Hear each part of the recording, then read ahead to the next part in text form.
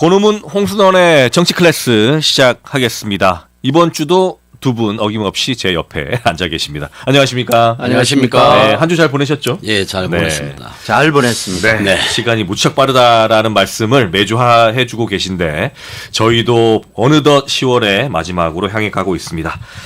내가 뽑은 주간 묻혀진 이슈로 시작을 하겠습니다. 부산과 경남 지역민들께서 그리고 국민들께서 더 이런 부분들은 아셔야 되는데 라고 생각했던 것들이 좀 알려지지 않았다라는 것들을 두 분의 시각에서 바라보는 그런 시간입니다.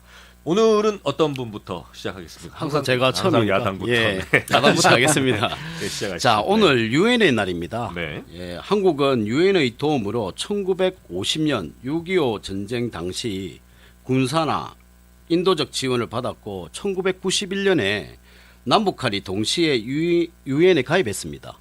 특히 부산에는 세계 유일의 유엔 공원이 있는데요. 이곳에는 6.25 전쟁 당시 유엔군으로 참전했다 전사한 11개국 장병들이 안정되어 있습니다. 그래서 부산은 유엔 정신의 도시라고 또 불립니다. 네. 그래서 오늘 유엔 날을 맞아 평화를 지켜준 모든 나라와 그리고 사람들에게 진심으로 감사를 드려야 하는 마음이 생겨야 된다고 생각합니다. 네. 예. 유엔의 날 저도 인지하지 못하고 있었는데 네네네. 여러모로 의미 있는 날인 것 같습니다. 오늘. 자, 홍순원 우리 전 청장님께서는 오늘 어떤 묻혀진 이슈를 뽑아오셨습니까? 네, 오늘 권 박사님 아주 편안하게 시작하셔서 고맙습니다. 한번 봐드렸습니다. 네, 우선 우리가 학수고대하고 있는 해양수산부 부산 이전 12월 30일 날 개소식을 하겠다라고 장관이 발표를 했습니다. 네. 그리고 그것을 약속을 지키는 일들이 이제 시작이 됐습니다. 임시청사가 다시 실내 인테리어를 해야 되지 않습니까? 네. 그래서 10월 18일부터 실내 인테리어 작업을 시작했다라는 것을 우리 불경 청취자분들께 보고를 드립니다. 네. 그리고 네. 그리고 오늘 제가 이제 꼭 한번 말씀을 드리고 싶은 것은 잊혀진 일이기도 하지만 네. 우리 부산 시민들의 입장에서는 중요하다 싶어서 한번 되짚어 보고자 합니다. 부산시가 소유하고 있던 아주 좋은 땅이 있습니다. 그 땅이 네. 센텀 백스코 바로 앞에 네. 일명 세가사미 부지라고 하죠. 그렇죠. 예, 일본의 세가사미 그룹에서 토지를 계약했다가 그 사업을 이행을 안 하니까 다시 부산시가 환수를 한 이 부지가 있는데 네. 이게 23년도에 그 미국 부동산 개발 회사 하인즈라고 하는 회사에 네. 매각이 되었습니다. 그런데 이 하인즈에서 전체 계약금 금액이 1,890억 중에 네. 계약금 189억만 납부를 하고 계속 버티고 있었는데 올해 1월에 겨우 이제 중도금 차원에서 40%를 납부를 해서 토탈 946억 정도가 네. 납부가 된 것 같습니다. 네. 그 이후에 납부 여부에 대해서는 확인을 아직 할 길이 없어서 못했습니다만은 3년에 걸쳐서 이 잔금도 납부가 안 되고 있는 이 현실이 부산시 행정에서 다시 한번 시민들께 질타를 받을 수 있겠다 싶고 또 이 목적 사업이 당초에 이 미국 부동산 개발 회사가 주장할 때 부산시와 협약을 맺어서 진행을 했거든요. 네. 글로벌 퀀텀 컴플렉스 건립 계획이었습니다. 네. 이것은 바로 양자 컴퓨터 센터를 포함을 시키겠다라고 했는데 네.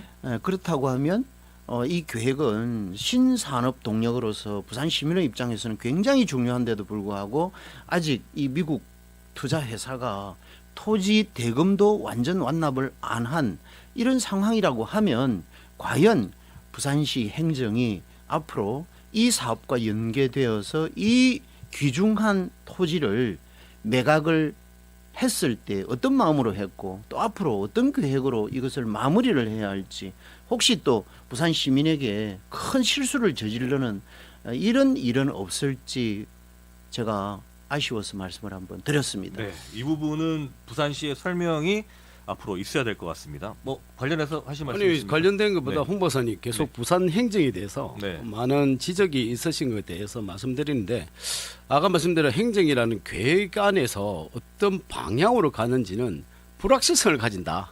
라고 말씀하셔서 또 그게 부산 시민들의 좋은 발전을 위해서 지적하신 거면 저도 동감하는 바입니다. 네. 예, 예.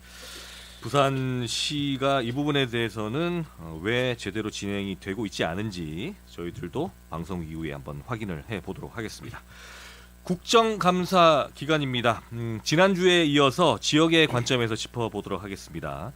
11호 부동산 대책 관련해서 여러 가지 국감장에서 이야기들이 있었는데 뭐 지금까지도 논란이 되고 있습니다.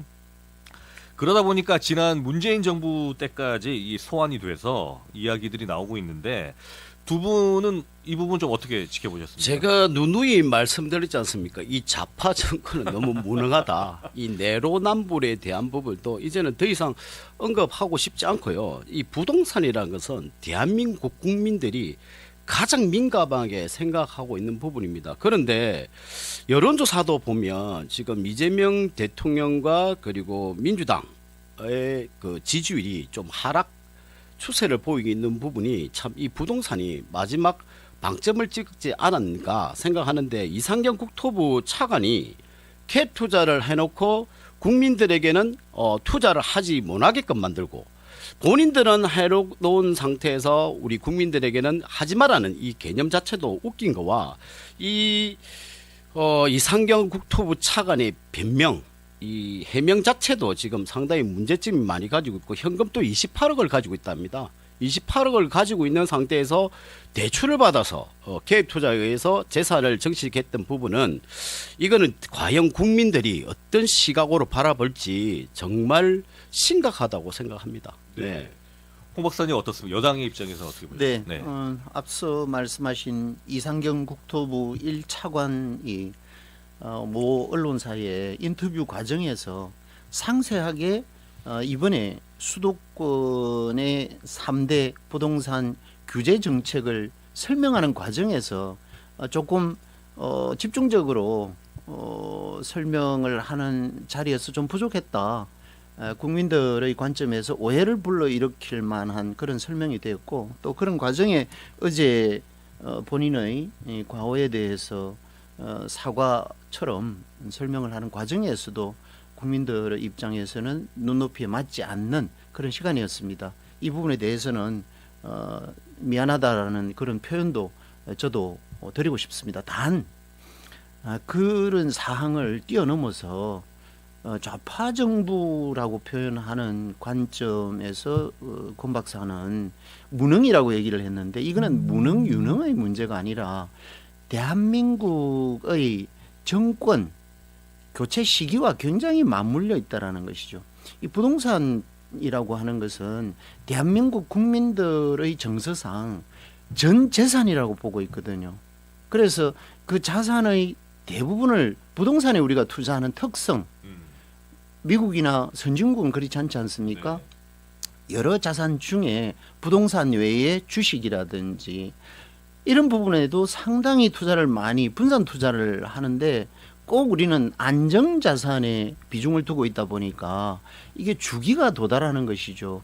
부동산은 영원히 우상향하는 것이 아니라 올랐다 내렸다 하는 이 상황을 늘 도래하는데 하필이면 꼭 우리 민주 정권이 정권을 확보를 했을 때 이 부동산 문제는 상승기에 도달하는 이런 경우가 대단히 많았고 또 그런 계기를 만들어가는 과정에서도 전 정부에서 소위 말하는 보수 정권에서 가지고 가는 특성은 인허가 이런 부분에 대해서 대대적으로 완화 조치를 철저하게 해왔습니다. 예를 들면 이명박 정부 때 부산 지역만 보더라도 강서 지역 1,000만 평 그린벨트 해제해버렸거든요. 전국 단위에서 산업단지 특별법을 만들었습니다. 산업단지 특별법을 안에서 보면 이 산업단지를 만드는 데 있어서 인허가에 있어서 거의 대부분이 의제 처리를 해버리니까 한 방에 인허가를 받을 수 있으니까 산업단지 쉽게 만들 수 있죠. 그런 과정이 있었다는 거죠. 그래서 엄청나게 많은 토지가 풀려버렸고, 이런 상황에서 정권이 5년 만에 바뀌고 나면 그 다음 정부는 굉장히 힘들어지는 이런 상황들이 있듯이 이번에 윤석열 정부도 똑같습니다.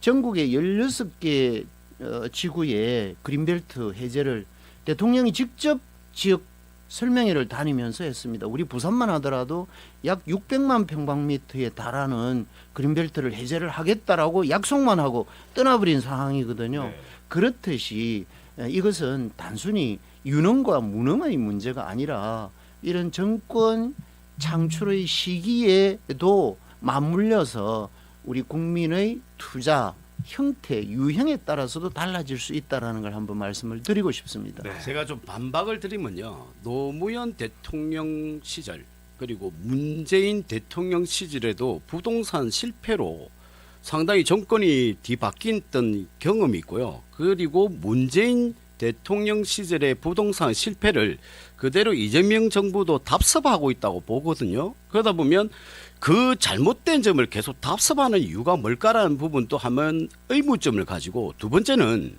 이 부동산에 대한 이 어려운 이 정책을 여러 지금 그 이상경 국토부 차관뿐만 아니라 금강원장이라든지 지금 이재명 정부에 있는 고위 공직자들이 전부 다 개입 투자와 대출이나 여러 가지 편법이나 보다는 자산 정책을 위해서 부동산을 다 활용을 했는데, 갑자기 지금 부동산을 강력하게 제재하는 이유가 뭔지도 한번 또 생각해 봐야 할 문제는, 이 그 민주당 이재명 정부는 사유재산을 인정하지 않는 거 아닌가. 왜? 그 우리가 말하는 토지구역 허가제란 거는 구청에 가서 허가를 받아야 되거든요.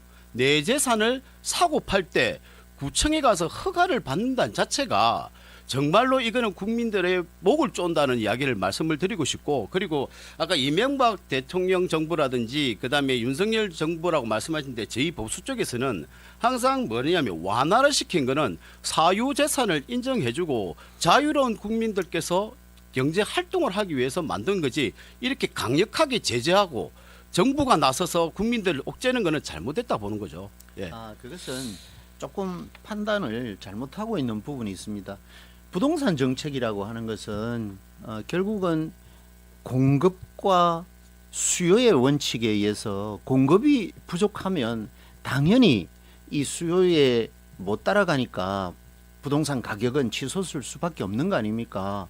그래서 앞에 제가 앞 정권과에 맞물려 있다라고 표현하는 것은 앞 정권에서 그렇게 부동산 관련 인허가에 있어서 완화 조치를 쉽게 해버리면 뒤에 물려 있는 정권은 힘들어진다.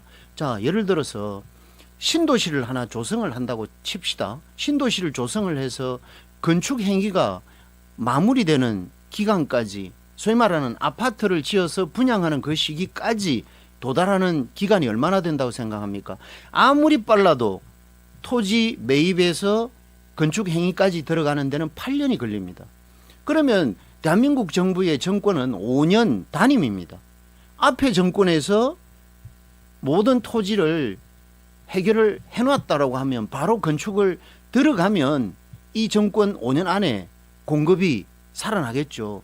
그런데 공급이 살아나지 않는 이런 기현상들은 대한민국이 이 선거제도와도 맞물려 있다라는 걸 제가 말씀을 드리고, 그리고 문재인 정부도 그렇고 노무현 정부도 그렇고 똑같은 보수 정권 하에서 이루어졌던 이런 부분들이나 또 그 전 정권의 활황에 의해서, 경제 활황에 의해서 많이 도는 시장의 돈, 이 문제가 결국은 안정 자산으로 투자하고자 하는 국민의 성향에 의해서 이런 문제들은 연계가 되는데, 정권이라고 하는 것이 재창출이 안 되면 정당의 입장에서는 실패한 정당이 되어버리잖아요. 그래서 우리는 그동안에 노무현 정부 때도 정권을 넘겨줬고, 그리고 문재인 정부 때도 정권을 넘겨줬습니다. 그 이후에 바로 이번에는 윤석열 정권으로부터 이재명 정부가 이어받았습니다. 그러면 이재명 정부는 이러한 사항을 완벽하게 이해를 하고 있습니다. 그래서 초기에 이 부동산 문제만은 제대로 잡자. 그래서 처음에는 토지 거래 허가 구역을 강화를 했고, 그것도 우리 국민들이 우습게 보니까 이번에는 더 강화를 해서 수도권, 경기 지역은 14개 기초단체, 그리고 서울은 전 지역을 대상으로 3대 규제를 이번에 처음으로 시행을 하는 강력한 조치를 하고 있는 것이죠. 그렇다면 그걸로만 끝을 내느냐? 그렇지 않습니다. 이재명은 실용 정부를 표방하고 나섰지 않습니까? 그래서 공급 대원칙에 의해서 이번 달 말 정도 되면 국토부에서 공급을 어떻게 제대로 신속하게 할 거냐를 장관이 발표하겠다라고 했습니다. 한번 지켜보시면 과거 민주정권과는 다른 국민의 눈높이에서 꼭 이 부동산만은 과도한 투기나 과도한 투자가 아닌 내 삶을 위한 주택 마련의 완벽한 정책을 펼칠 거라고 믿고 있습니다. 네. 부동산 관련 대책들을 계속 발표를 할 예정이기 때문에 앞으로 이런 논란들에 대해서는 저희들 계속해서 말씀을 나눠보도록 하고요. 혹시 관련해서 말씀을 하길 아니 황 박사님께서 너무 네, 길게 해서 알겠습니다. 설명하셔서 알겠습니다. 저는 이제 우리가 일반 네. 우리 대한민국 국민들이 가장 중요하게 사는 게 아파트 아닙니까? 자가 주택을 가지거나 자가 아파트를 가지는 게 문제인데 네. 지금 사실 지금 건설 경기가 최하락 너무 우리가 속된 말 밑바닥에 있다. 건설 공급 자체도 안 되고 있는 상태가 누가 그 건설 경기를 죽여놨는지도 한번 생각해 보면 꼭 보면 노란봉투법과 그리고 지금 그 사고가 났을 때 종대재해법에 대한 부분 때문에 사업자가 범죄자가 되기 때문에 이 사업 자체가 무서운 부분 때문에 지금 공사를 안 한다는 이야기도 흘러나오는 부분도 있습니다. 그러다 보니까 건설 경기도 나쁜 침체된 상태에서 아파트를 계속 공급하겠냐. 근데 공급과 수요 말씀을 잘 하셨는데 공급이 있어야지 수요가 있는데 지금 아파트 가격은 제가 말씀드린 노무현 대통령 시절이나 문재인 대통령 시절이나 지금 이재명 대통령 시절도 지금 가고 있지만은 아파트 가격이 천장 우리 계속적으로 상승 분위기로 가고 있다. 그러면 과연 서민이란 분들이 주택을 경기도나 서울 쪽에 있는 분이 과연 구입을 할 수 있을까? 저는 못한다 보기 때문에 이 부분에 대해서 여러 가지 대안점이 나온다고 하지만 상당히 심각한 우려스러운 부분이다. 또 말씀드리고 권 싶습니다. 박사님, 이 부분도 참 잘못 이해를 하고 있는 부분인데 이재명 정부는 이제 4개월 됐죠. 지난 1월 달까지 부산에 미분양 아파트가 몇 개 세대인지 아십니까? 7,500세대 정도였습니다. 지난달 통계에 의하면 미분양 세대가 이제는 한 9,000세대가 된다고 하거든요. 그러면 4개월 이전에 거의 8,000세대의 미분양 부산 지역의 아파트는 어느 정권 때 만들어졌습니까? 그걸 이해를 하셔야죠. 4개월 된 이제 갓난 아기의 정부한테 이 건설 경기까지도 뒤엎어서 말씀을 하신다고 하면 불경에 있는 청취자분들은 오해를 하실 수가 있다라는 것이죠. 정확한 통계, 정확한 데이터를 가지고 말씀을 해주시면 좋겠고, 자, 그래서 네. 이재명 정부가 여러 번 얘기했지 않습니까? 지금 현재 민생 문제는 누구보다도 더 고민을 하고 있는데 그 이전부터 불거져 있는 것들이 한미 관세의 문제라든지 그리고 12.3 내란 계엄에 의해서 발생된 이 대한민국의 내환 우환 덩어리를 먼저 해소를 해야 이런 문제들도 해소가 될 텐데 이런 문제들을 계속 장동환 대표가 윤 어게인을 외치는 거 아닙니까? 며칠 전에 지난 17일 날은 보세요. 윤석열 대통령 면담까지 하고 왔지 않습니까? 국민들이 어떻게 생각하겠습니까? 이것이 현 정부에 미치는 영향은 얼마나 큰지, 국민 정서에 미치는 영향은 얼마나 큰지 그리고 국가 경제에 미치는 영향은 얼마나 큰지를 제발 좀 직시를 했으면 좋겠다라는 말씀을 꼭 드리고 싶습니다. 자, 제가 초반에도 우려스럽다는 말씀이 이 내란을 가지고 계속 한다는데 지금 내란은 사실 저도 지겨운 부분이고 저는 지금 말씀드린 게 계속 이슈화가 되는 부분이기 때문에 부동산도 마찬가지입니다. 이재명 대통령 정부가 4개월밖에 안 됐다지만 지금 여러 가지 너무 많은 변화가 왔고 이런 변화가 이 갑자기 왔다는 자체도 저희도 좀 충격이다라는 말씀을 드리는데 지금 국민들이 가장 우려스러운 부분이 자기 재산 경제활동에 대한 부분이 가장 우려스러운 거고 정치야 원래 옛날부터 우리가 사류라는 이야기처럼 싸움박질하는 부분이지만은 국민들이 관심이 있는 분도 있고 안 계시는 분도 있지만 가장 중요한 건 지금 부동산과 자기 재산 아니겠습니까? 그거 지키기 위한 방법이기 때문에 그 부분에 대해서 저희가 그 공격적이라 보지 마시고 이 부분도 이 정책을 할 때 정말로 신중하게 할 필요가 있지 않나라고 알겠습니다. 말씀드리고 싶습니다. 예. 부동산 관련 말씀을 나누다 보니까 좀 오랜 시간 할 수밖에 없었는데 그만큼 또 국민들께서 부동산 문제에 대해서는 좀 관심이 많으시니까 오늘 시간이 좀 길어지지 않았나 생각합니다. 라디오는 여기서 마무리를 지어야 될 것 같고요. 계속해서 BBS 부산 유튜브 채널에서 다음 주제로 말씀 이어가도록 하겠습니다. 라디오는 여기서 저희들 인사드리겠습니다. 다음 주에 뵙겠습니다. 여러분 고맙습니다. 감사합니다. 고맙습니다.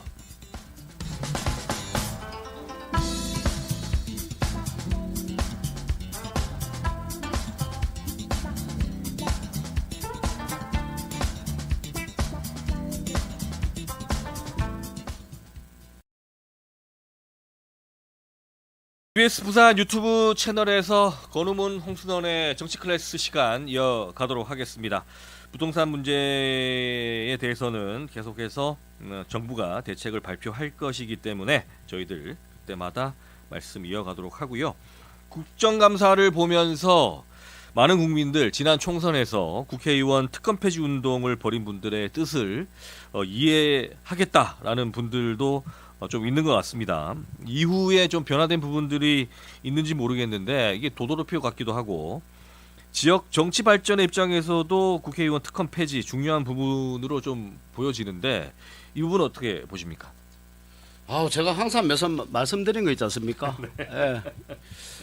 지금 이 국회의원 특검 폐지를 시켜야 된다는 거는 이번 국감장에서 또 확실하게 드러났습니다. 국민들도 정말 뭐라고 말씀을 드리고 싶지만 채널을 돌리는 현상들이 상당히 많았습니다. 여당의 최민희 의원의 그 딸 결혼식, 축의금을 카드 결제에 대한 논란도 있었고, 그리고 양자 역학 공부하느라 신경도 못 썼다는 말이 이게 무슨 말인지 저도 이해를 잘 못하는 부분하고 그에 대한 그 변명이랄까 또 말씀했던 부분 자기가 너무 바빠서 딸 결혼식을 신경을 못 썼다 해놓고 그 국회에 결혼식장을 대회했던 곳은 어쩔 수 없이 최민희 의원의 아이디가 들어가는 부분 참 이것도 과연 이 국회의원 과방위원장의 힘이 어느 정도인지 잘 모르겠지만 이걸 조금 상당히 좀 국민들에게 질타를 받거나 조금 욕을 들어무야 되는 부분하고 두 번째는 민주당의 전현희 의원 같은 경우도 그때 방송에 나와서 하는 말씀이 윤석열 정부 때 감사를 받고 정치적 보복을 당해서 본인이 상당히 힘들었던 부분하고 그리고 우리 이진숙 전 방통위원장이 그 이재명 정부 때 제대로 바꿔서 사퇴되는 이 형상하고는 틀리다는 이야기 때문에 그때 설전인가 그게 나왔던 방송에서 다른 패널들이 멘붕이 왔던 부분 그러니까 이 말씀이 본인이 하면 정상적이고 남이 하면 비정상적이라는 이 생각을 계속 가지는 부분들이 저희 쪽 그 국민들도 상당히 이해 못하는 부분하고 어찌 보면 이 국회의원 특검 폐지라는 게 만들어져야지만 좀 정상적인 사람들이 좀 들어와서 정치를 해야 되지 않나라는 생각을 말씀드리고 싶습니다. 네. 예. 최민희 위원장 사태도 여러 가지 국회의원의 특권 의식이 그렇죠. 묻어났기 때문에 이런 현상이 벌어졌다라고 지적을 하시는 것 하나 같습니다. 더 지적하면 지금 이제 민주당에 있다가 지금 무소속 같은 최연식 국회의원 같은 경우도 주진희 의원이 그 국감장에서 질문을 하는데 옆에서 많이 쳐다보는 이 형태.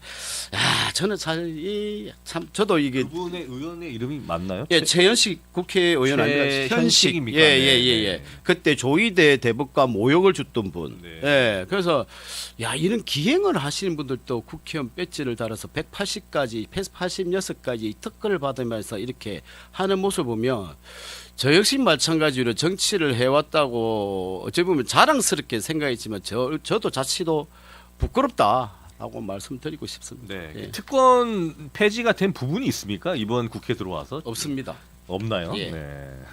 두 분이서 오늘 끝을 내시죠. 우리 감사합니다. 홍전에 어떻습니까? 뭐 개별적 좀 전에 표현했듯이 우리 쪽이라고 얘기를 했는데 그쪽에서는 물론 그렇게 박수치고 얘기를 할 수도 있겠죠. 여러 가지 관점에서 네. 우리 쪽에서 보는 관점에서는 또 다른 표현을 할 수 있지 않겠습니까? 근데 우리 쪽, 그쪽 이것이 문제가 아니라 본질적인 국회의원들의 특권 문제 이런 것들을 우리가 한번 짚어보면 현실적으로 가령 네. 원외 지구당이 존재하지 않습니까? 여야를 막론하고 네. 그러면 원외 지구당 위원장들의 역할이나 권한 이런 것들이 얼마나 될까 잘 모르시죠? 네. 저도 지구당 위원장을 해보니까 제로입니다. 아, 오히려 규제만 선거법에 의해서 규제만 다양할 뿐 지역위원장에 대한 지구당 위원장에 대한 권한은 제로다라는 말씀을 드리고 싶습니다. 그건 왜 그러냐 하면 과거 이명박 정부 때 지구당 폐지가 되어버렸거든요. 네. 지구당이 폐지가 되고 나니까 이런 현상이 생깁니다. 첫째는 사무소를 둘 수가 없다. 국회의원이 아니면. 그리고 사무소를 둘 수가 없기 때문에 당과 관련 집합해서 의논이나 또는 사무를 볼 수 있는 공간이 없다라는 것이죠. 네. 얼마나 불편합니까? 원외 지역위원장들은 커피숍을 돌아다니면서 그렇습니까? 네. 이 정치 활동을 한다라는 것 얼마나 슬픈 일입니까? 그리고 두 번째 소위 말하는 정치를 하려고 하면 자본이 어느 정도는 필요하지 않습니까? 네. 그래서 현재는 후원회 제도를 두고 있는데 그 후원회조차도 원외 위원장에게는 주어지지 않는다. 아, 그렇습니다. 그렇습니다. 네. 원내 국회의원들은 막강하죠. 뭐 금액은 제가 정확하게 모르겠습니다만 1년에 3억까지인가 아마 맞습니다. 그럴 겁니다. 그런데도 불구하고 단 10원도 원외 위원장들은 받을 수 없다라는 것.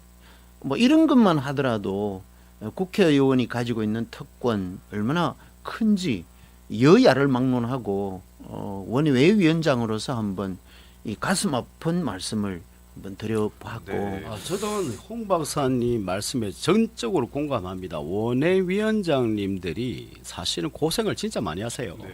많이 하시고 그리고 국민의힘은 국민의힘에 대한 정강정책이라는 정책에 대해서 계속 국민들에게 설득 작업을 하고 민주당도 마찬가지로 원외위원장들도 자기 그 정강정책이나 민주당의 그에 대한 부분은 정책을 대한 부분을 국민들에게 설득하기 위해서 많이 움직이는데 실질적인 원내위원장에게 주어지는 권한은 없습니다. 그리고 사무실 운영하는 거나 이렇게 연구소라든지 뭐 그리고 뭐 여러 가지 발음 쪽으로 뭐 사무실을 낼래도 좀 위험성을 가지다 보니까 내지도 못하고 그건 상당히 어려운 점이 있는데 그 법을 누가 만드냐면 원내에 있는 국회의원들이거든요. 예. 또 다른 특권이 그렇죠. 있겠죠. 어쨌거나 동질성을 가져야 되는 부분인데 네. 그렇지가 않거든요. 이걸 어찌 보면 스포츠로 보면 미국 메이저리그와 똑같아요. 메이저리그 선수들에게는 전용기라든지 먹는 거라든지 모든 그 주변의 인프라가 다 만들어져서 경기에만 집중할 수 있게 만드는데 트리플로 내려가게 되면 네. 좀 그에 대한 혜택이 어찌 보면 하늘과 땅이라는 말씀처럼 지금 정치도 그렇게 나누어져 있는 거고요. 그리고 186가지라고 제가 특권을 말씀을 드렸는데 국회의원들 연봉이라든지 비서관 보좌관들이 9명이 유지된다는 것은 본인이 공부를 해야 되거든요. 힘들어도. 그리고 연봉도 너무 높아요. 그게 줄어들고 국회의원직 즉 정치를 하면 북유럽처럼 정말 힘들고 하기 싫다는 말이 나오게끔 해줘야 되는 게 어찌 보면 국민들께서 밥을 사내라 뭐 해라 아니라 국민들이 불쌍하다고 밥을 사주는 정도까지 가야 되지 않겠나. 네. 그래 되다 보면 노블레스 오블리주가 만들어지는 거지. 국회의원들의 이 그 특권이 너무 많다 보면 우리가 속된 말로 조금 비정상적인 이제 이런 분들이 국회에 들어가기 위한 하나의 도구 방법을 쓰기 때문에 이 대한민국 정치가 자꾸 흐트러지지 않나. 저는 그 원점을 그래 보고 있어요. 네. 그래서 혜택도 줄여야 되고 네. 정말로 실질적으로 뛰는 국회의원들도 계십니다. 우리 부산에 어느 그 조남을 말씀드리지 몰라도 그 월급이라든지 그 세비를 받고 나면 어려운 분을 돕는 분도 있어요. 제가 알기로는 이제 해운대 을의 이제 김미애 의원 같은 경우는 어려운 사람을 도와준다고 제가 들었고 그 부분에 대해서 뭐 이 항상 비판적으로 정치인을 보지만은 비판을 하려도 잘하는 걸 잘했다고 말씀드려야 되거든요. 그래서 그런 부분들이 국회의원들이 먼저 솔선수범해야 되는 부분인데 그런 부분이 없다 보니까 지금은 난장판이 되고 있는 정치가 또 다음에 공천받아 또 당선되면 된다는 생각을 너무 안일하게 하고 있다는 생각이죠. 네. 예. 국회의원이 기부 행위를 하는 것 또는 어려운 곳에 도움을 주는 것에 대해서 외부적으로 공개가 된다는 것 자체도 저는 정치 행위라고 봅니다. 많은 국회의원들 중에 네. 숨어서 좋은 일을 하는 국회의원들은 여야를 막론하고 얼마나 더 있다라고 저는 알고 있고 계실 또 것 그렇게 같아요. 할 네. 겁니다. 계실 것 같아요. 예, 그런데 유일하게 또 그렇게 공개가 네. 되는 입장에서는 평가는 유권자가 하실 일이라고 저는 보고 저는 그런 여러 가지 이들이 있는 가운데서도 투명하게 좀 돼야 될 것들은 보좌진의 운영 문제라든지 예, 그리고 또 국회의원실의 예산 관련이라든지 이런 것들에 대한 투명성은 앞으로 좀 더 많은 공개가 돼야 되고 이런 것들이 국회의원들의 특권의 일환으로 국민들이 바라보고 있다라는 관점 이런 것들이 개선이 필요한 거 아니냐. 그리고 또 국회의원들이 솔직히 얘기하면 지역구에 이사를 안 놔도 관계가 없거든요. 그렇죠. 국회의원은 지역구에 주소지를 두고 네. 실제로 안 살아도 관계없는 이런 상황입니다. 네. 그러니까 주말에 자기가 필요할 때 내려왔다가 올라가 버리거든요. 네. 실제 모든 가족은 다 서울에 살고 있습니다. 아마 제가 볼 때는 국회의원 절대 다수가 여야를 막론하고 대부분 수도권 중에서도 강남 지역 또는 강남 3구에 살 가능성이 클 겁니다. 전세를 살든 월세를 살든 자가에 살든. 네. 그러면 지역구에 얼마만큼 관심이 있는지 이것 또한 저는 큰 특권 중에 하나라고 보거든요. 네. 예, 그래서 이런 것들을 다 뭉쳐서 하고 싶은 말들은 너무나 많습니다만은 그렇죠. 이렇든 저렇든 선거구 제도가 정말로 바뀌어야 된다. 그래서 우리는 개헌이 필요하다라는 걸 이재명 정부에서도 강하게 말씀을 하고 있는데도 불구하고 4개월 전만 해도 개헌하자고 먼저 나섰던 국민의힘은 지금 와서 다리를 빼고 설거머니 개헌 지금 뭐가 필요하느냐 이런 투로 지금 대응을 하고 있는 것이 참 웃기는 정치 행위를 하고 있는 그거조차도 국회의원들의 특권이다. 여야의 특권이다. 네. 이런 특권을 빨리 버려라. 네. 이렇게 말씀을 하고 자, 싶습니다. 김미애 의원 같은 경우는 제가 조남을 말씀을 드렸는데 그거는 2023년도, 24년도 제도 정치 혁신 모임에서 국회의원 특권 폐지 모임을 하면서 장기표 선생님하고 여러 가지 환담 나누면서 좋은 의견도 많이 받았는데 그때 조선일보에 저도 몰랐었습니다. 그때 조선일보에 한 4-5명의 국회의원들이 이제 이름이 나오면서 기자들이 알아봐서 하니까 이렇게 좋은 의미로 선행을 하고 있어서 이게 국회의원들에게 돈이 1억인가 이상 넘어가면 뭘 표창인가 뭘 주는 그 표시가 있는가 봐요. 그걸 받아서 그 기자가 서서 저도 그렇게 알고 있었던 거고요. 그리고 두 번째는 지금 지역구에 대한 부분은 아까 말씀대로 부산만 그런 게 아니라 다른 지역구도 저도 마찬가지라 봅니다. 그래서 여야가 다 똑같은 국회의원들이고 300명 저는 다 똑같아 보거든요. 그래서 여야가 문제가 아니라 이거는 어찌 보면 대한민국을 살리기 위한 하나의 방법이지 않나. 이제는 정치 개혁이 좀 필요하다. 시절이 왔다. 이제 국민들께서 여야에 대한 부분, 뭐 민주당이 국민의힘을 공격하고 국민의힘이 민주당을 공격하지만 이제는 우리 국민들께서 정확하게 이제 여야를 떠나서 이제 정치가 이렇게 혼란스러운 거 보면 국민들의 목소리로 지금 국민 집권 정부 아닙니까? 국민의 그 목소리로 여야에 대한 국회의원들을 좀 질타를 해서 이 특권이라는 거를 하나하나씩이라 전체를 아니래도 네. 좀 하나하나씩 좀 줄여 나가야 된다 그렇게 생각합니다. 알겠습니다. 예, 예. 그리고 네. 이게 조금 더 구체적으로 이게 말씀이 필요할 것 같습니다. 현재 선거구 제도가 굉장히 불합리하다라는 것이죠. 소선거구제를 채택을 하다 보니까 단 한 표만 지더라도 그렇죠. 떨어지잖아요. 네. 지지를 많이 받는 분들도 의견이 담길 수가 없어요. 그렇죠? 그렇습니다. 네. 그래서 소선거구제의 문제점 이걸 보강하기 위해서 중대선거구제로 가자.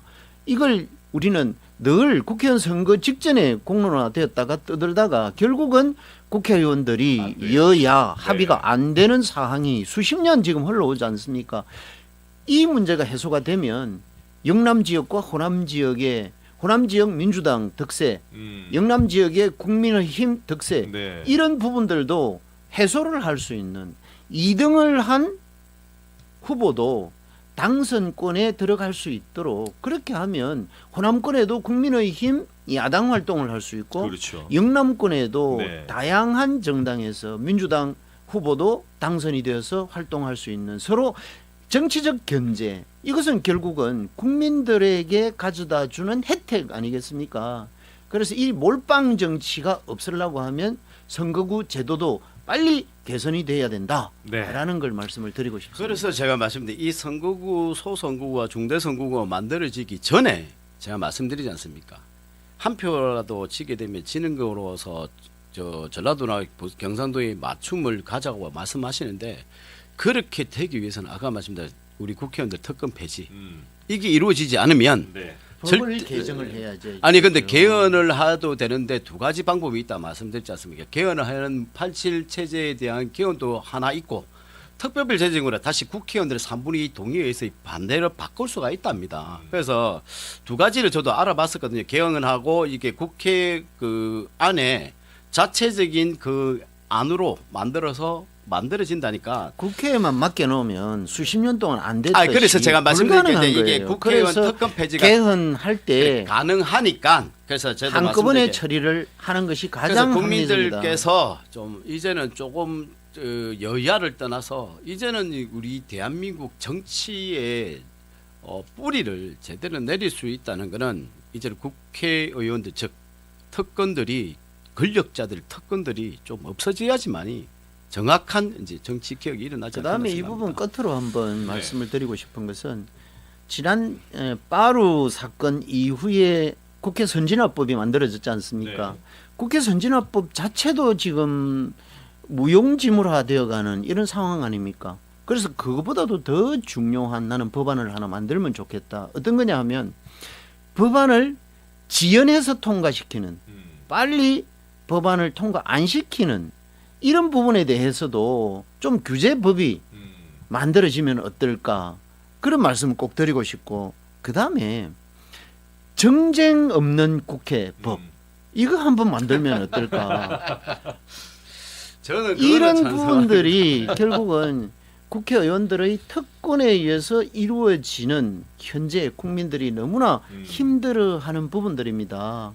예, 야당이 되면 여당을 늘 흠집을 내려고 그러고 그 반복되는 일들이 우리는 수십 년을 지켜봤지만 네, 오래됐죠. 앞으로도 계속 또 지속적으로 갈 거거든요. 네. 그래서 이런 것들을 법을 만들어서 소위 말하는 뒷다리 잡는 정치 이거 없도록 하는 법 만들면 국회의원 특권 확 줄일 수 있다 이렇게 알겠습니다. 말씀드리고 싶습니다.